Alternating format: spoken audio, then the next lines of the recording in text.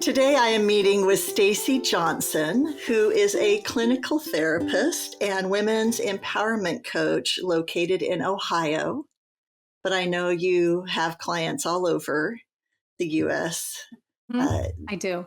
It's wonderful how technology keeps us connected with each other. I'm on the West Coast, and we're having this conversation.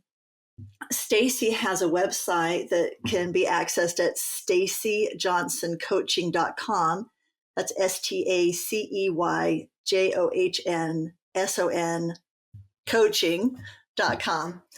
And I have been so excited to talk to you, Stacey, because not only is Stacey a clinical therapist who works with empowerment, but you specifically work with women, and there's a reason for that. That women and men approach things differently, and your background is as someone who has also experienced major grief, loss of your husband and stepfather. Yes, that's correct. Right. Yes. So I am really, really excited to hear your perspective, first from your experience with your own grief, and then how your training helped you through your grief, as well as how this kind of training can help somebody on their grief journey. Yes. So, all right, Julie, thank you. Sure. So, yes, I am a clinical therapist. I've been a clinical therapist for 25 years. My primary background started with kids. I was in an alternative school for 20 years. And now I do some private practice, still mostly with kids, some adults. But after my experience of my major grief, in 2021, I woke up, or I was at work, and I got a phone call that my stepfather did not wake up. My mom had a hard time getting him to wake up. And so she had called my office and couldn't get a hold of me. And because I wasn't allowed to have my cell phone on at the school. So my husband knew enough to call my office.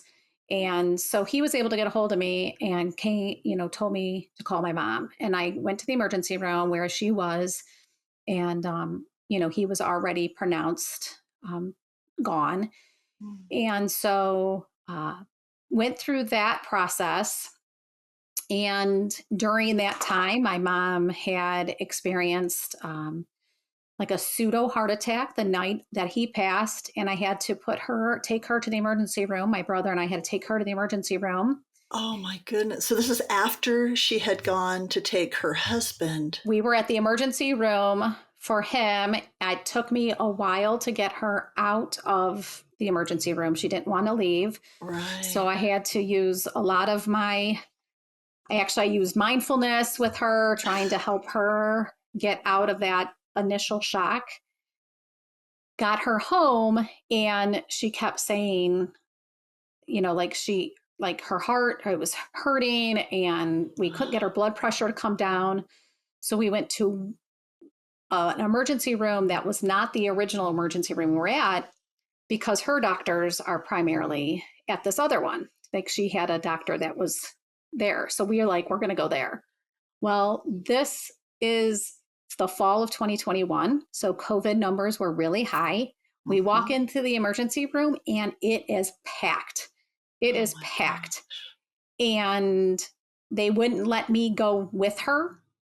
And she's like, I'm not staying. So she literally she did a U-turn, and my brother was trying to park the car, and I called him and I'm like, don't park. She's leaving. Yeah. So and she kept complaining. So then we went back to the original emergency room. And because they knew the circumstances, they allowed both my brother and I to go into the emergency room with her. If we can just pause there, that's remarkable. Mm-hmm.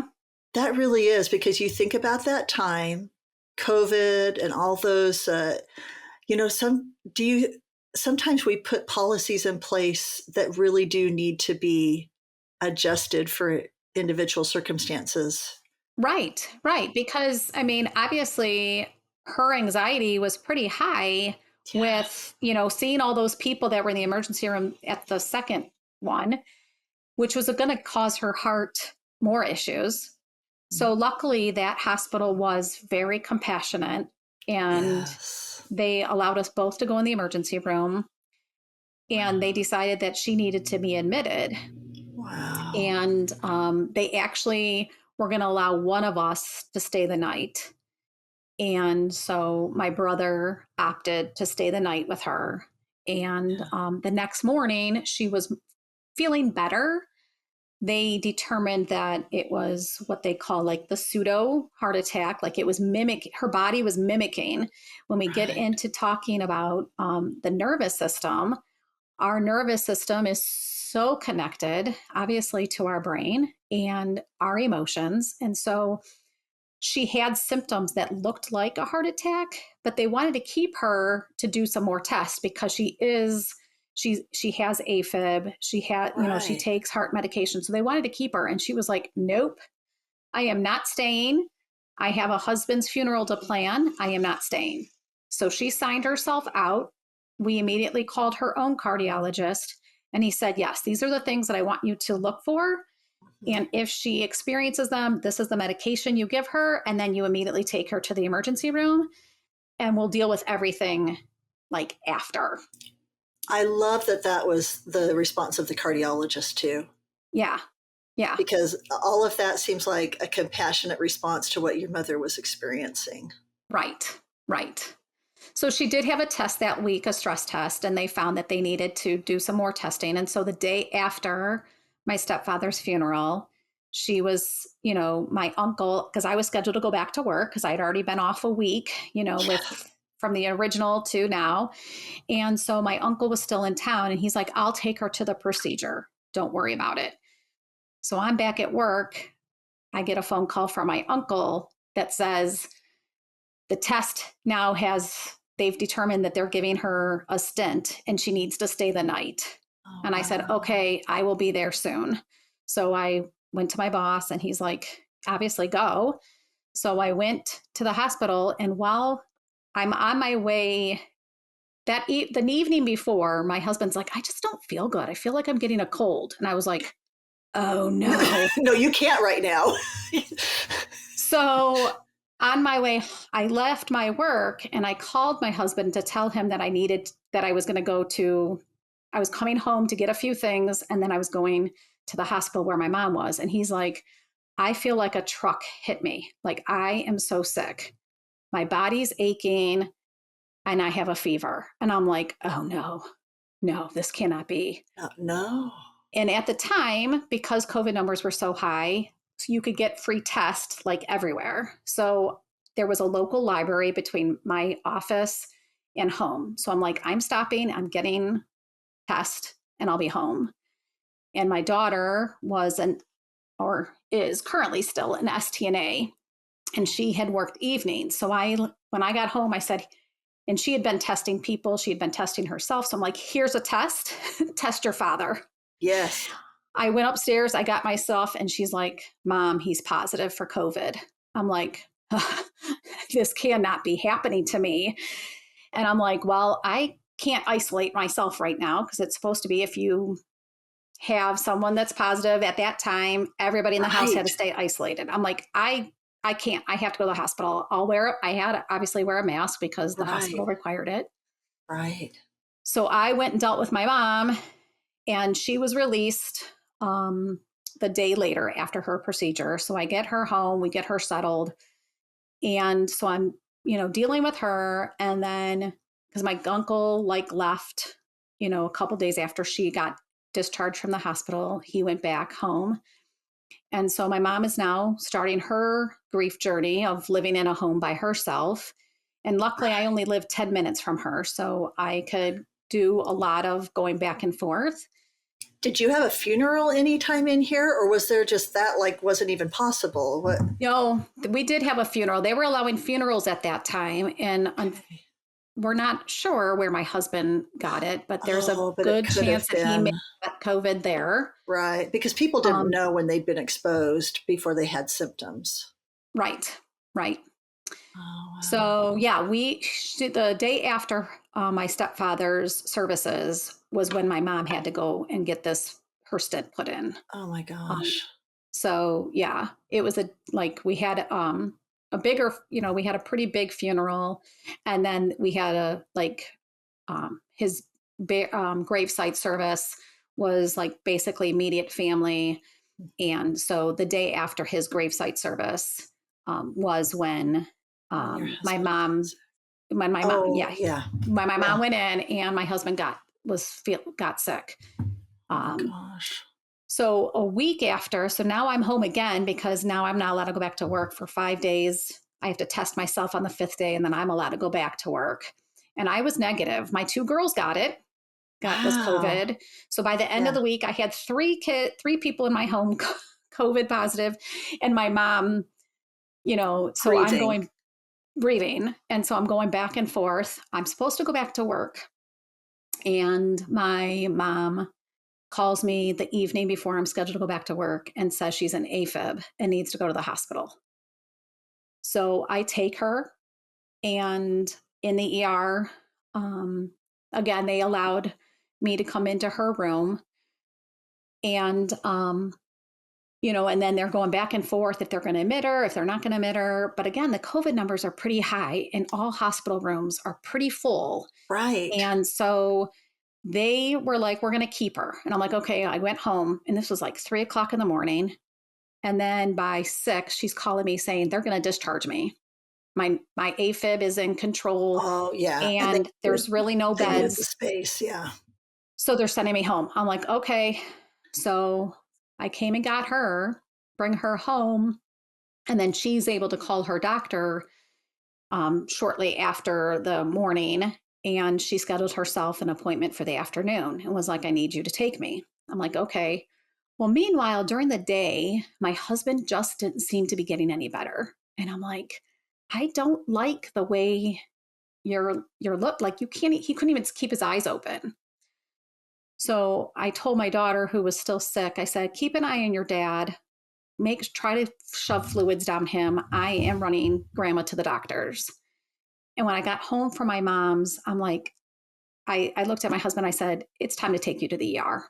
I said, you can't keep your eyes open for 3 seconds. And he didn't fight me, which he normally is a pretty stubborn guy. And so we went, and when we got there, his oxygen level was down into the 80s, and they told me he had Oh, double COVID pneumonia, and he was being admitted to the ICU. this is so fast. Yeah, This is yeah. just a few days. It was 1 week after he started with his symptoms is I made the decision to put him in Wow. the ER, and then 1 week later he had passed. Oh my gosh. Oh, I'm so So sorry. it it's okay, you Wow. know. So yeah, within 3.5 weeks, yeah, I really didn't have time to grieve my stepfather Yeah. Yeah. before grieving my husband. And on top of that, I had two kids like you experienced, Yes. you like, and I personally think that kind of adds like that adds another layer, Yes. because Yes. for me, I was like, I can't take their pain away. And as a mom, you want to do everything you can to make your kids feel better. Yes. And I couldn't. Plus, you've lived more life, right? So you know you have some built in resiliency Right. that they are now being kind of forced to develop. Right. And watching that process is very painful. Yes. Yes, it is. Yes. How old were your children? At the time of his passing, one was 17, a senior in high school, And she was taking college classes. So she was technically a freshman in college. Um, and the other one was 20. Uh, Wow. Just on the and cusp of that, you yes, know, yes. launching and becoming an adult. And Mm-hmm. oh my goodness. Mm-hmm. Wow. So, yes, to answer the question about my clinical background, I think shortly, and I did go back to work. I worked in a school, so I went back to work basically January 1st because he Okay. passed away the day before Thanksgiving. Mm. And so then we had Thanksgiving break, and then we would have only a few more weeks, and then the winter holiday break for 2 weeks. So I really wasn't taking that much time Right. off. And so I went back to work, and, I knew it was important. One, I've always kind of been a very routine kind of person. And so I knew the routine was the best. If everybody kept their routine, I had two kids. One was working, Yeah. and her work was not as flexible as my work. My boss was very good. I had been working there for almost 20 years at that time. Mm. And I had lots of sick time. And he's like, take as long as you need. And when I Wonderful. came back in January, even all my coworkers are like, I can't believe you're back already. I'm like, what else am I going to do? Like, Right. Right. I don't want to sit in bed. I can't lay in bed. I'm not a layer arounder. Right. And my But it wouldn't goal, have been good for you either. right, right. Like I knew that wasn't going to help me solve the problem that we were faced with. And my other daughter was in high school, well, college/high school. She couldn't miss. And Right. so it was like the routine was the best thing for all of us. So I Right. went back to work, and I then got back myself. I started doing my self care stuff. So I started, making sure that I was doing a morning routine that included, what am I grateful for? Mm. Tapping into my meditations. And then I was going back to my exercise classes, making sure that I was moving and doing things for me. But my thoughts were still there, and I was still grieving, Of course. you know, I, grief does not go away with time. I hate that phrase. I hate when people say, "Oh, with time it'll get better." No, with time my skills get better. That is a very good. I love that. Yes. You Yes.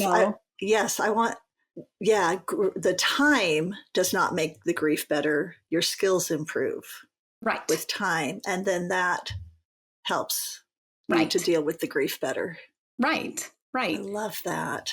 Because grief exists because we loved someone, Yes. and I'm never going to stop loving my husband or my stepfather just because they're not here present Right. in the Right. physical body. Right. And so I, and I started reading. I read some great books that gave me a different perspective. I had listened to some podcast and went to some free trainings. And during those things, it was kept reminding me that I had the skills. Like I these are some of the things that I kept hearing were things that I had learned in all of my years as being a therapist, and a lot of Right. things that I had given as techniques to help. Because the one thing that kept coming up for me was my thoughts. And my thoughts that were kept coming up when I got, that intense sadness were things that I knew weren't helping me. Thoughts like what will happen. One kept coming up for me is like, what happens to my girls if something happens to me? Because we now know terrible things happen, and we don't know when they're going to happen. And Right. so what's going to happen to me? Like if something happens to me, like now, what's going to happen to my girls? So Right. I turned that around and kept saying to myself, okay, I can't predict when I go, but what I can do is control what my biggest fear for them was, and that was financially, so Okay. I made sure that I put things in order so that they would be taken care of if something happened to me. I wanted to make sure that if something happened to me before they finished college, that they one would get their degrees, and that nothing would stop them, or nothing would be a hurdle for them to get what they wanted. um, So when you had these thoughts that were these invasive thoughts, then your strategy was to turn that thought around. Yes. After a while, at first I would just repeat it, and then that would like make me even more sad, or, even maybe irritable. And then I knew that that wasn't serving me. And so Right. I started, after attending a few trainings and reading some books, I was like, oh, yeah, you're trained in this. You need Yes. to use your own techniques on your own emotions and your Yeah. own thoughts. And so, yes, I started to change my thoughts. Okay, so walk me through another one of those. I like this. Uh, Give me an example of a thought that you see as being pretty common, and then what are those steps? How do you walk through that? Well, another common thought was especially because my husband had passed away from, COVID, was what if, like, should I have called his doctor sooner? Should I have done this? And so I changed that, was like, what I started to do was just use the knowledge that I did know. One, he was stubborn. So Mhm. if I would have called the doctor the first few days, he would have been like, I'm not going. Right. I Right. feel fine, because I kept asking him, like, do you feel like, besides him being achy, he kept saying, I'm okay. Like, I'm achy and I have like this awful headache, but he wouldn't have gone. He was stubborn. Mhm. So I do know that. And were the results, I didn't know if the results would have been any different. And no one probably could have told me, Right. if the results would have been any different if he would have gone. That's all magical thinking, thinking that Right. somehow you could have gone back in the past and created some change in a moment of time that would have changed. Yeah, you're right. You don't know. Yeah. Yeah. People, I mean, my parents both came down with COVID during my husband's funeral. We were on our way to the funeral, and one of my brothers said we need to take mom and dad to the emergency room, and I have a lot of siblings. So between us, one of the siblings said, I'll take mom and dad. The rest of you go support Julie at the funeral. So my parents were in the emergency room, and terrible health and older than your husband. But my parents both just survived just fine.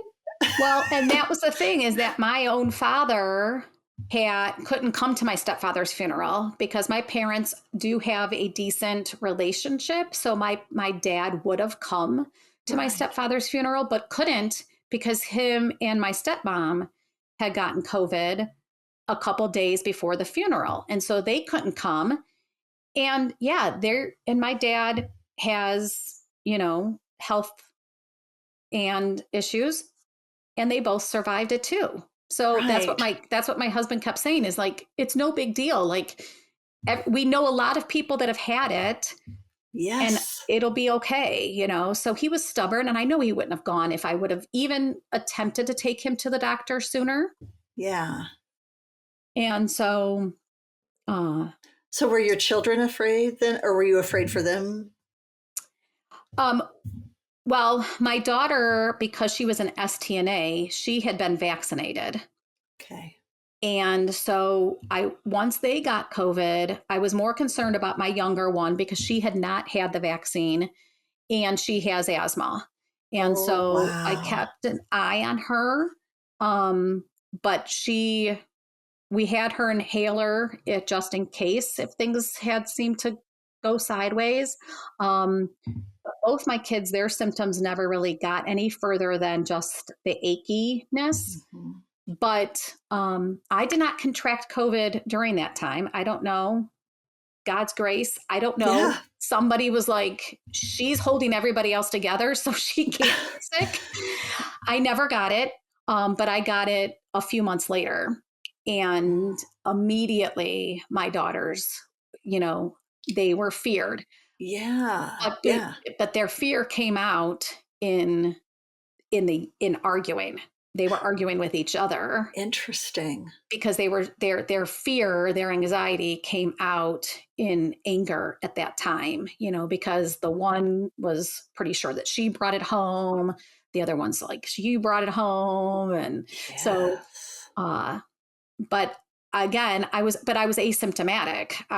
The only reason I tested myself was because a friend of mine was with me, then she came down with it, and it was close to New Year's, and I knew I was going to be with my mom and my brother, and my nephew has epilepsy. So So just I was like, I need to test myself to make sure that I'm good before I go there, since I had been in right. within And 6 feet of someone that had it. yeah. And I tested myself and I was positive. So, and I never had 1 ounce of symptom. Yeah, that's just how yeah, I've never tested positive either, but that's an interesting thing. Yeah, maybe some of us have had it and just because we didn't Didn't feel sick, we didn't know. Right, right. And so, yeah, so they were very scared that, you know, and So did you use techniques with them? Were you thinking that way, or were you thinking more of a mom mode? Did you have your therapist hat on or your mom hat, or do you wear them at the well, same time? I think I trade them off and on. They tell me a lot of times, Mom, don't use your therapy skills on me. I just want my mom. And so, I think I used more of my mom hat that time. I just kept telling them like, I'm fine, like I feel fine. And if at any point I feel like I cannot breathe, I will take myself to the emergency room. I promise you guys. Like I kept just telling them, reassuring them that I will take care of me, and And you would have done so it too. and I would have done it. Yeah, Yes. Because and not because I'm not as stubborn as him, but because of their fear, right, you know. right. Yeah. But, so within about 6 months after my husband passed, I do remember my younger daughter saying, Mom, thank you. And I'm like, thanks for what?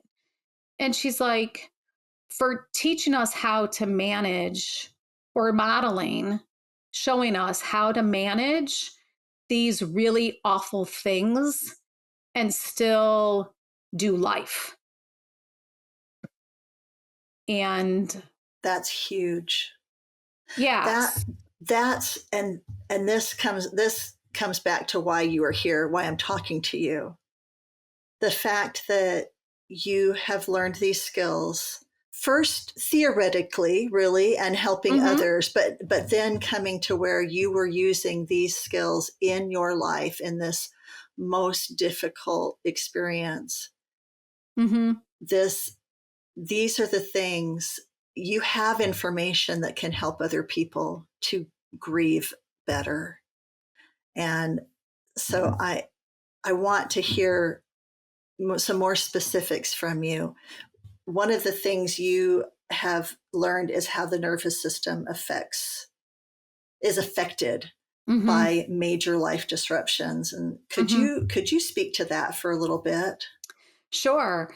Yeah. I mean, our nervous system, obviously, if you know anything about our, they're connected to our brain. We have two systems within the whole nervous system. One system is our system that when it perceives a threat, it or perceives it or actually is feeling it, it goes into fight, flight, fleet, fawn. And so that's its job. its job is to protect us, so it's the same system that, is there if I opened up my back door and there was a black bear there, Mhm. same system that's going to tell me shut the door and run. But then you have another system that is there to help calm us. And when our system gets dysregulated, and when we experience, a shocking event like loss, our system can get dysregulated because a lot of times, well, first it's done its initial job, like Right.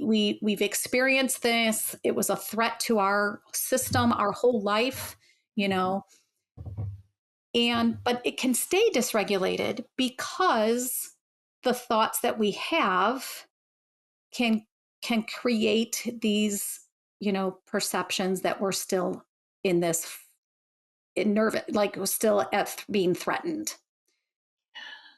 And so our system can be dysregulated. And when our system is dysregulated, we can have IBS symptoms or, stomach, digestive issues. Our heart our heart rate stays up. It can cause different, breathing. We can have that more shallow, breathing. I've heard people having loss of hair. My daughter lost her hair after her dad died. She actually yeah, got married in a wig. yeah, Yeah. yeah. Because if Right. like our nervous system is connected to all of our cells, all of our, organs, and so And this is you what know happened the to your mother, right? Your mother had that initial shock. yeah, I mean, she does have heart issues, but I think they call it, there's a term for it. But it's very common with uh widows that they have like that pseudo heart attack. It looked like her system Right. looked like Right. she was having a heart attack. Now Because she grief is experienced physiologically. It's mm-hmm, not just emotional, it's not just spiritual or mental, it is also physiological. This is an mm-hmm, important point for people to understand who are experiencing grief, that that's normal. And mm-hmm. it's important for people who are trying to support someone who is grieving to understand that their fatigue is real, their brain Yes. fog is real, Yes. right? Yes. The need Yes. for the extraordinary compassion and Mm-hmm. patience Mm-hmm. when somebody is grieving. Yeah, our muscles can feel tight. Like you can feel like both my kids, um, you know, uh, I the youngest one has had some injuries, and so her grief went to her trigger spots. Like she's already been injured in there, so she had dealt with a lot of pain. And my other one is now experiencing migraines. And her doctor said it was most likely the trauma of losing her dad that triggered her migraines to start at such a young age. Um, and So so, what do you do with this? Because obviously you can't just live indefinitely in a fight or flight, flee or fawn response, yes, or freeze yes, or fawn, I mean. right, yeah, freezer fawn. Yeah. So once we so like I've had women say, like, how do I know that that's what's going on? Is my system is dysregulated versus like, I've gone to the doctor. Well, if you go to the doctor and they can't find anything wrong with you, then there is a very good chance it is your nervous system is dysregulated. You know, Yes. um, Yes. I didn't, like I did not experience sleep deprivation. Sleep has always been my best friend. So I've never had a problem sleeping. There were a few nights that I'm like, oh, I didn't sleep as well. Right. Um, but I always carry it like in my shoulders. Mm. So, like, my neck and my shoulder area always felt tight. And Mhm. so, and it's not like a pulled muscle, Right. Right. and It's where so it's living, that it's right, it's living it's living there. there. And so, to help your system get regulated is a lot of, there's the physical piece, exercise, staying healthy, doing things that can help our body move, to help that. But then when I work with women, some things that we also work on is self care Mhm. and getting in touch with our feelings. So, that emotional regulation. So, learning the language of emotions, connecting our emotions, and then being able to, because our emotions are warnings to our body that something's going on. So, when I feel this feeling, then I usually, now I will stop myself, take a deep breath, and recognize if I'm having an unhelpful thought. And once we get all of these working together, then our system can get regulated, because we have to train the brain to know that we're not in a threat, that we are safe. Right. So once we get through the the shocking part of the loss, and we start to be, then we can start to work on, changing those thoughts and retraining our brain that we are safe. And once Right. we can train our brain that we're safe, then that relaxation part of the nervous system can do its job. Because until then, those two are fighting against each other. It's like two waves. Like, here's this wave of, my system being activated, and then this wave is coming in, and the two of them can never get flat because they're fighting against Right. each other.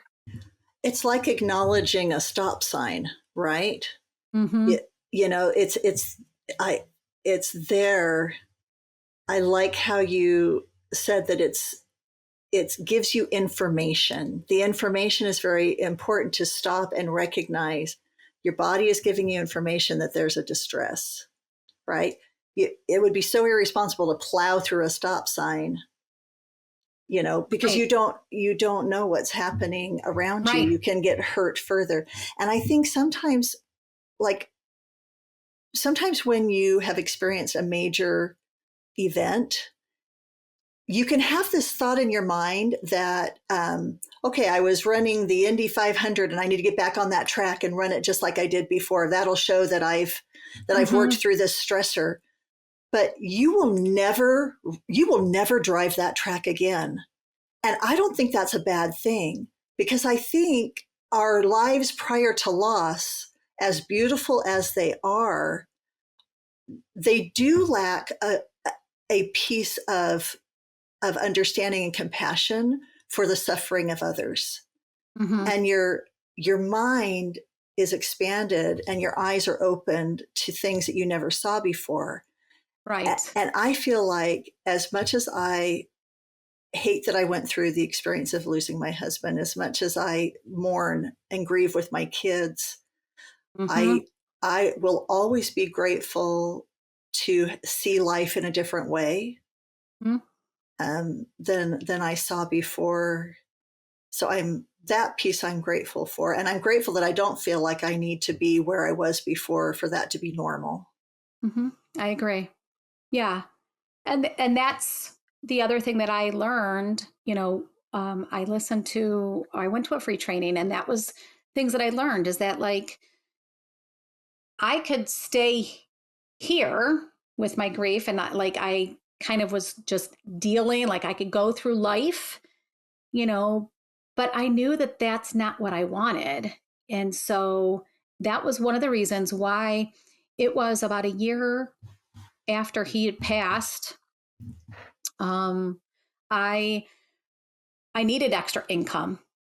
Right, That's right, another loss that we have, is that secondary income. And so, I was grateful that we had life insurance and things like that, but it doesn't replace his income. right. And so I started doing some private practice work and helping women, And as a therapist, I have to stay in the state of Ohio. And as I was doing the work, and I was doing more telehealth, I was doing telehealth because I wanted it to work with my schedule. I was already working 7 to 4, and I wanted to be available to my kids. And so I decided that telehealth was going to be the best option. And so I started doing some work, more clinical work. And I was like, and I kept getting women that were overwhelmed, a lot of anxiety stuff, and some of them having loss, not necessarily loss of a spouse, but some of them had loss of their own identity because Right. they're, one in particular that I know of, she did lose her husband, but she had also retired early to take care of him. Right. And Right. so there was that loss of identity of who am I on top Mm-hmm. of the spouse. And so I had those kind of, and I was like, I want to do more. I want to help more than I am in therapy, because in therapy, again, I'm kind of restricted to this state. And Right. so I started to explore how, like, what I would need to do to be a coach Right. so that I could help more. And so, yeah, I took my grief, and I wasn't just at functioning. I wasn't just like at this plateau, but I was like, I want more. Like, I want to be Yeah. able to help more. I want to do more. And and so then I resigned. I resigned from my position after 20 years of being there to start my own coaching program because I wanted to help more. I wanted to do more. And I knew also that that was going to give me more time freedom because Right. now I can be available for my kids if they had doctor's appointments or just needed to be needed, So, like, Yeah. my office, they know as long as the door's not closed, they can come in. And Right. they have spent many times coming into the office and just wanting to talk. And it may be about school, it may be about just life in general, Right. but that's what they needed. And I'm grateful that I am able to do that. I'm able to be a part of their life. I love that. I love that. That that. What's really neat about what you have going here is, I mean, coaching itself can. I don't know how regulated it is, right? But you actually do have the background and training of a clinical therapist. Mm-hmm. And but I love that you're able to be under this umbrella where, yeah, you're not restricted to Ohio. You can help people all over. Mm-hmm. And I love how you're saying that this has given you an opportunity to be available to your kids because they can't walk into the school and be there in the middle of the day when you're, Right. working with those kids. And of course, it takes nothing away from the 20 years that you were working with all these kids. All of this adds to the wealth of uh, of resources that you have to offer people. Mm-hmm. And has it also filled in that financial gap? Like, is it working Yes, because for you? I am doing some private practice still too. So I do private practice in a brick and mortar building not too far from my house. I'm doing some telehealth and the coaching. The Okay. idea is that the coaching will be my whole world soon because that's what I enjoy more. Yeah. I love being able to take women that are here and Yeah. they don't think they can be here Yeah. and get them here and seeing that transition and I don't or that transformation and I normally don't get to see much I get to see a slight transformation in counseling, but a lot of times people will end therapy because I got them out of that crisis mode. Right. Right. Right. Yeah. Now you get to see them thrive, which is Yes. which is a big part of uh, what you have on your website. very much about thriving, helping women thrive. Yes. Yeah. Yes, because I've seen some major transformations. I've seen, one of my clients, so anxious about making decisions because she always had someone else to, you know, talk to it about, like, with her husband, she could have that like conversation. And when he passed, she was like, I can't make decisions on my own. I'm like, you can and you will. Right. And, after we got through the program, and she started making more decisions on her own. And then she sent me an email and she's like, here's a picture of, I redid some decorating and I just want to show you that I did it on my own. And so, yeah. What a great thing for her.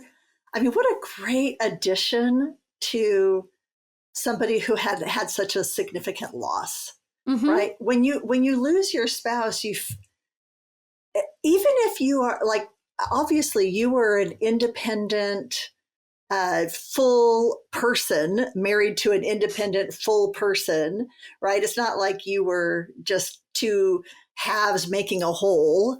Right. But even in that aspect, when you lose that person that is just such a significant part of your life, you lose a big chunk of who you are. Mm-hmm. I mean, that's how it was for me. And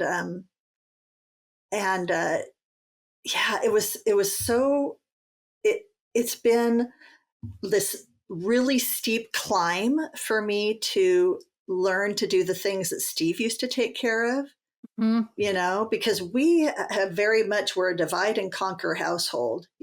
This was my area. I was good at it. This was his area. And all of a Yes. sudden there were areas that it didn't matter if I wasn't good at it. It needed attention. Right. Th- Right. that those were I hard. yes, I remember the first time I had to like cut the grass. I was like, no, this isn't I know. It's like, okay, yes, I can cut grass, right? I should be able to cut right. grass, but Right. yep, Yeah. Yeah. Or the first time my tail light went out.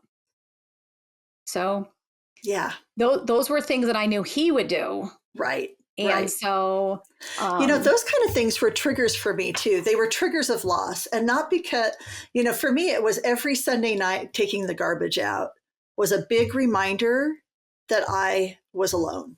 mhm, And taking the garbage out is not that big of a deal. People do it all right. over the world every day without it being a trigger. But it was what it symbolized for me.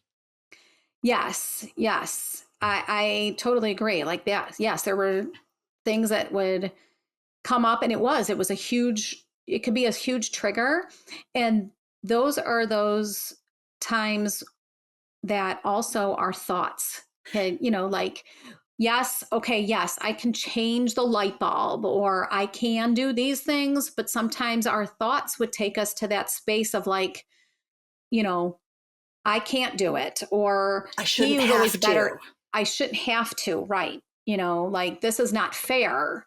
And I Right. could have stayed stuck and like allowed those thoughts to consume me, but instead, it was like, okay, especially when the tail light went out for the first time, I was like, okay, I can either drive around without the tail light and get pulled over, or I can fix this or attempt to fix this myself, or I can call somebody. Like you've got Right. choices, like, and what is going to be the better choice? Definitely not driving around, and allowing that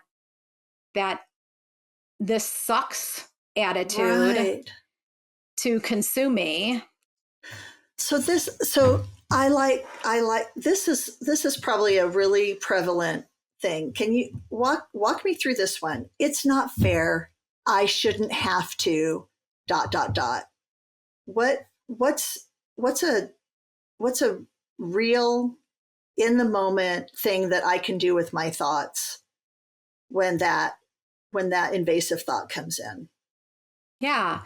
So a lot of times and when those thoughts came up for me is like, this isn't fair. One, I asked myself, like, okay, what's really not fair? Like in this moment, what's not fair? Mm. That's You know, it, separate. That's separate, isn't it? It's separate from the loss. right, right.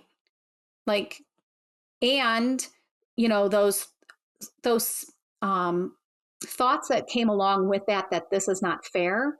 A lot of times for me, it was, you can't do this, or you may not be good enough. Mm-hmm. And I would say, like, one, you haven't even tried, so you don't even know if you can do it. So we need That's to, a, yeah. before we have to have some evidence to prove that these thoughts are true. And if there's no truth to them, because that's, our brain is designed to problem solve. That's one of the biggest things that our brain does. And the loss is a, a problem. Well, and a lot of times we think that our feelings are problems to solve versus just allowing ourselves to feel the feelings. And like I always say, they're connected to thoughts. So when I'm feeling a feeling, allowing myself to like take my deep breath and connect it to what am I thinking about right now? Right. And if it's not something that is really truly happening right then, because a lot of times our thoughts can take us to the past or those future things like what if, and Mm-hmm. trying to stay more focused, so using mindfulness, using grounding techniques to keep myself focused in this moment. Like, what can I do right now? What is the problem that is facing me right now that I need to deal with? It's the light bulb is the problem, not not the loss. Right. Not the feeling that, okay, yeah, it's not fair. That feeling, it sucks. But the true problem is that I need to fix this light bulb. So Right. what do we do with it now? Like, what can we do right now? Right. Right. Right. And the truth is that you can change it. Right? You can change the light bulb and you can change the thought. You can feel the feeling, but the feeling is not the same as the fact, right? Feelings aren't Mhm. facts. Right. And your brain actually is capable of discerning between the two. But and we give our brain so much. We think that because we have the thought, it has to be true. Mm, Because we put so much, we think our brain does everything for us. It's very powerful, and it is powerful. But we actually have control over our thoughts when we learn that the thought that we're having is not fact and not helping us. right. That's going to be news for some people. The idea that we have control over our thoughts. I do remember a therapist once helping me to see that I was observing a situation and having a feeling about it and a thought, but the whole process was happening so quickly that I was combining the two. Mm-hmm. And so my thought was, this is totally normal to react this way in this situation. Anybody normal would react the same way. And what she was able to point out to me was, your reaction is normal, but it's also hurting this person you love. You know, how you're responding to this. I was responding in anger to a certain situation. And that had never occurred to me, that because my reaction was hurting this person I loved, that it was an inappropriate reaction. Right. So, right. So, okay. So, yeah. So the feeling, that initial feeling was normal, but then taking enough time, slowing down the process to observe the thought and change the thought, change my relationship. And I think that's what I'm hearing you saying about the power of our thoughts in grief.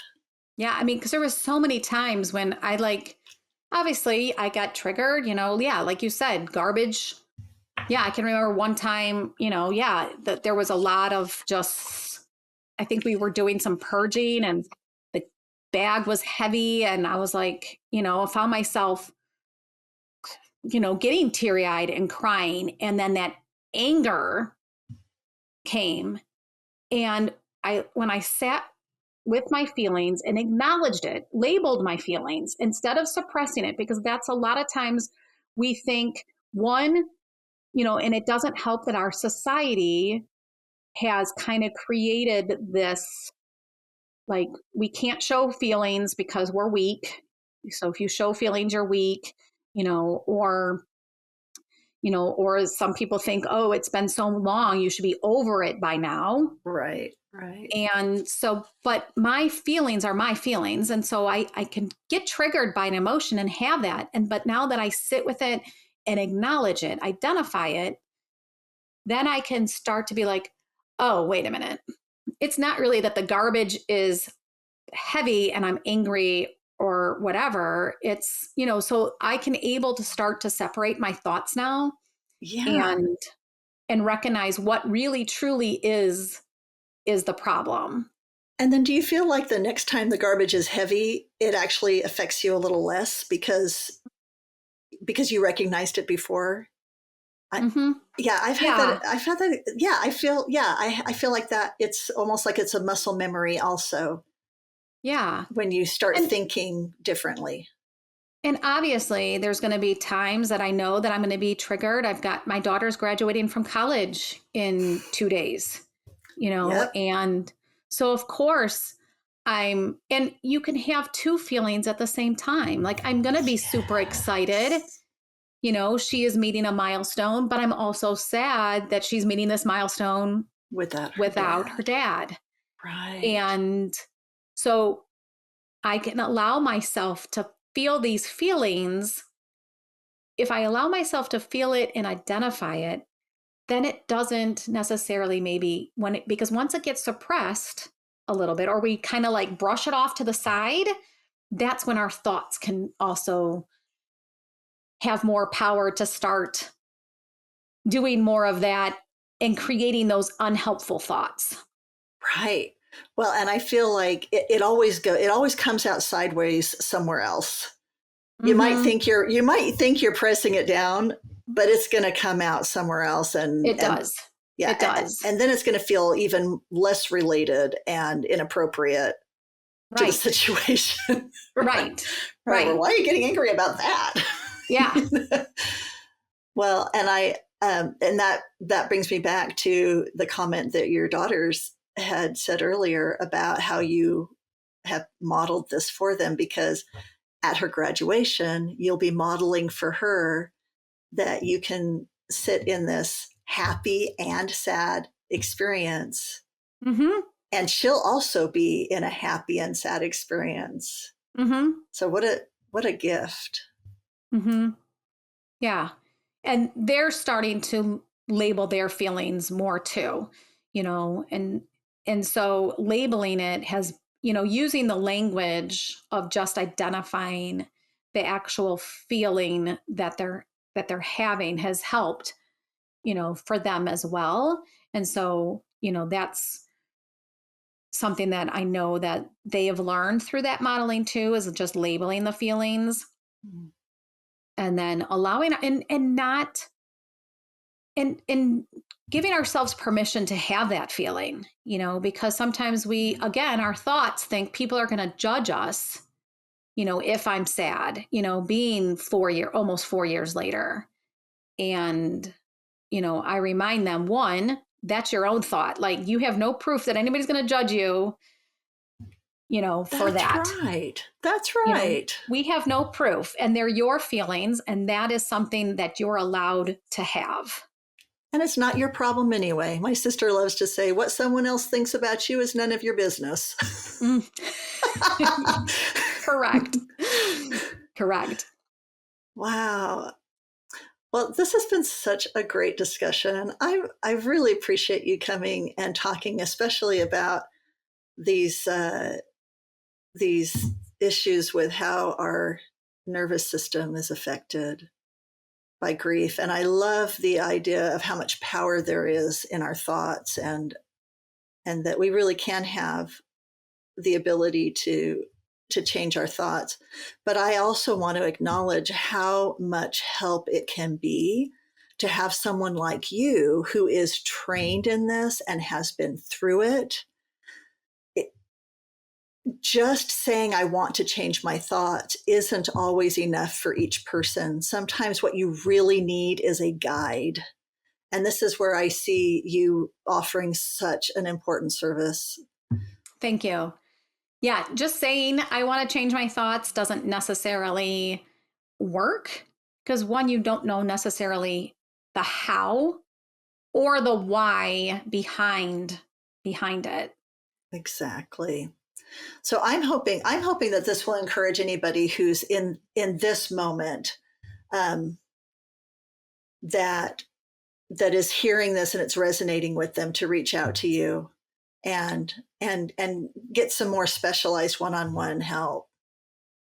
Thank That's what you. I'm hoping. And again, it's Stacey Johnson. Hold on here. Let me go back. StaceyJohnsonCoaching.com. STACEY. There's different ways to spell Stacey. Yes. Yes. StaceyJohnsonCoaching.com. And you have a lot to offer. And I'm really grateful for your time. Is there anything you feel like we didn't discuss that you wish that you could send a